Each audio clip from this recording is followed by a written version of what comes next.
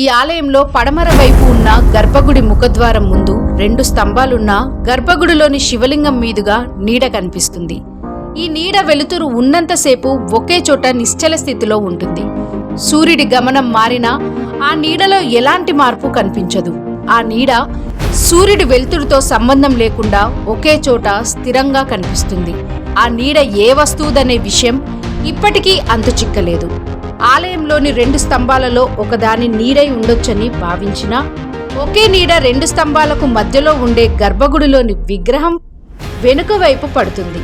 దీంతో ఈ నీడ దేనిదనేది అంతుచిక్కని రహస్యంగా మారింది. ఎంతో మంది చరిత్రకారులు ఈ ఆలయాన్ని పరిశీలించి ఈ రహస్యాన్ని మాత్రం ఛేదించలేకపోయారు. 10 శతాబ్దాల పైబడి ఎవ్వరికీ అంతుచిక్కని రహస్యంగా ఉంది. ఆలయంలోని 3 గర్భగుడులు ఒకే రీతిలో ఉంటాయి. అయితే పడమటి గర్భగుడిలో మాత్రమే ఈ నీడ కనిపించడం ఇది దేవుడి మాయ అని భక్తులు నమ్ముతుంటారు. ఇంజనీరింగ్, అద్భుత నిర్మాణ శైలికి ప్రజ్ఞా పాఠవాలకు తార్కాణం.